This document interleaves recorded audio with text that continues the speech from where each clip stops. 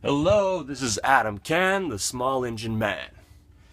Today we're going to be talking about how to fix the Weedeater Featherlite or other two-cycle small engines just like this one. What happens to these is almost all the same.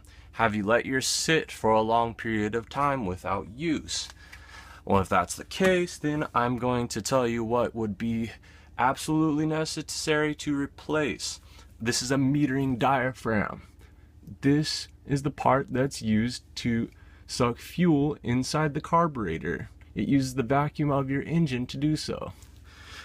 It is made of neoprene, and so over time, if it's allowed to sit inside of your carburetor without any fuel passing by it, then it'll tend to get brittle and make little noises like this. It's because the neoprene is like supposed to be a rubbery material, not something that's stiff and hard.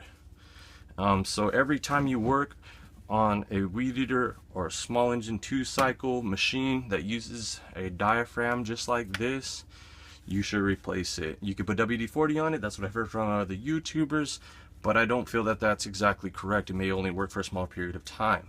Another thing that I've heard is that you could use small engine mechanic in a bottle, like magic.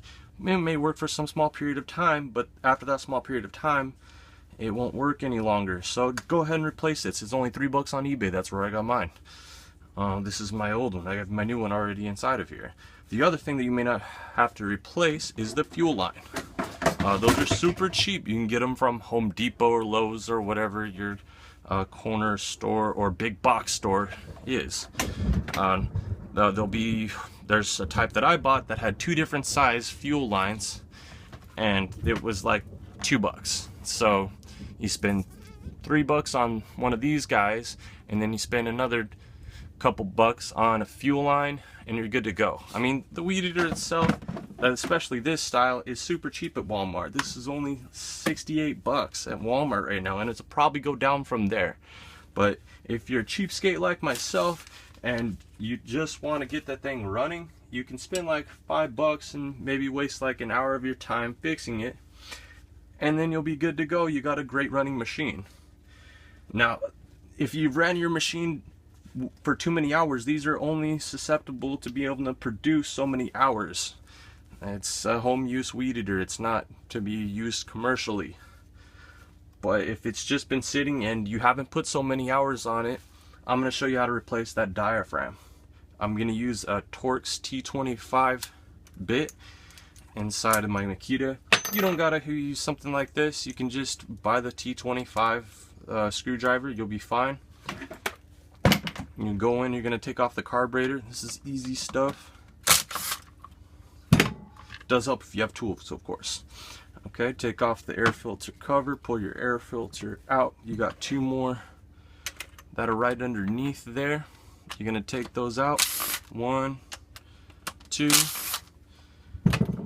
Pull your other part of your air filter cover to the side, and then you have here your carburetor. There's 3 things that are attaching this. You got your throttle cable, which is at the top, and then your fuel line at the bottom, 2 different sides. You want to remove this so that you can get to your carburetor. So just take the throttle piece off the top. These ones, I've already removed them, but if you're going to be removing them for the first time, you can use a flathead screwdriver to help you pry them off, or also needle nose pliers. So I'll just slip it off from the back, and then the other side, and the bottom, and that bottom one's a little bit tight for me. There you go. Use my flathead screwdriver and pry it off the bottom. There you go. After a little bit of playing with, here's my carburetor. This is a Walbro, so I'm using a Walbro diaphragm to replace this. You have these style, and then you have another style that has that corner cut off, more for Zama style carburetors. Okay, and then I'll take the Phillips screwdriver, put it inside of my bit here, and this is the part that you're going to be replacing. You should clean it out a little bit so you can do a thorough carburetor job, and then it's done correctly. When you put it back on, it's going to be running well. There's 4 Phillips screws right here on the top. Remove those 4 and place it aside. Right. And then pull this off. When you take yours off, most likely this part will come off with it, the gasket. So try to take it off altogether, or else you'll need a gasket also. If the gasket looks bad, go ahead and replace it. If it doesn't, you can keep it and reuse it. But this is the part that you're going to be replacing, the most important part of this machine being able to run. Okay, and then I'm gonna go ahead and take the other side of this off. Notice I do some of my, or the majority of my videos without editing. Editing right now is a little bit of a waste of time for me, so I'd rather just talk fast, get everything done at the same time, and that way I don't have to re-go over it. It takes too long. So putting all these aside, I have carburetor cleaner and WD-40 on hand. As always, they are my biggest bullets. It's what I use. So you can, now the best way to do this is take that off.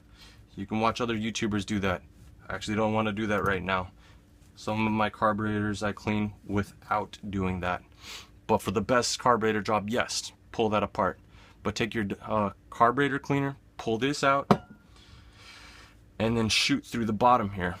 This part at the bottom where the screen is at, that is where the carburetor is going to be.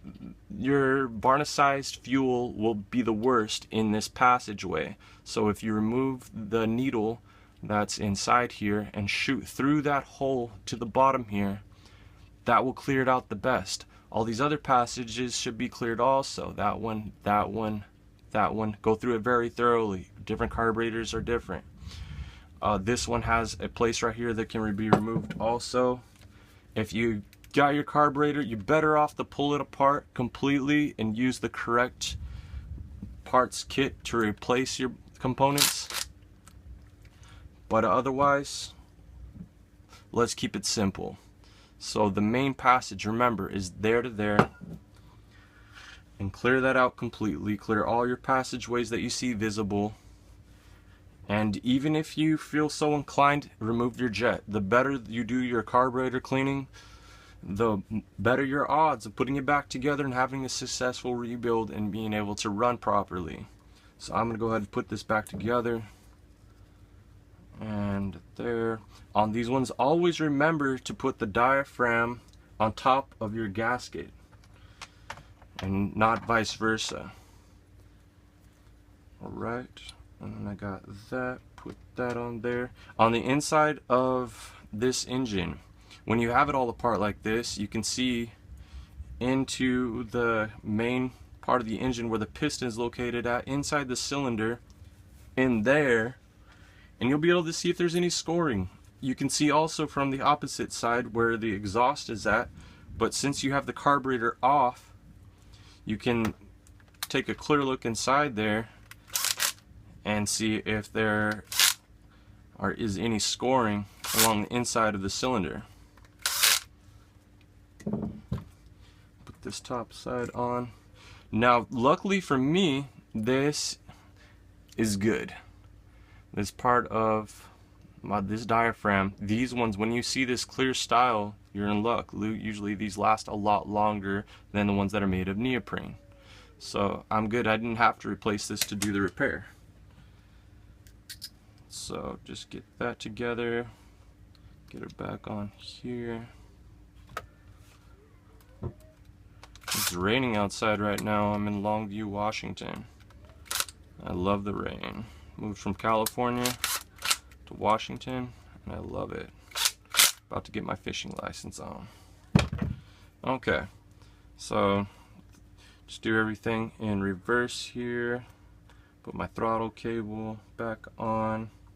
Your fuel lines, they have to be attached to the correct, the same way that you pulled them off, or else of course it's not going to run right. Okay. Oh, and before I do that, I'll show you. This is where you need to be looking to check to see if there's any scoring. You can turn it over, but take a LED flashlight or something of similar and peer through to see if you see any scoring on the cylinder. If you see scoring, don't even attempt this. I mean, if it doesn't have enough compression, it's not going to run. And I'll show you a quick compression test after I'm done with this also, so that you'll be able to check to see if it's going to be worth you messing with to fix it. So after I've got that together, put this side on, the 2 screws. It's like you're doing a little puzzle here. I like puzzles, especially engines. Alright, get that in there. There you go. Top side. It's always nice to have power tools. Put your filter on there, and then your air filter cover. Bada bing, bada boom. And snap that in there. Oops. Boom. Alright,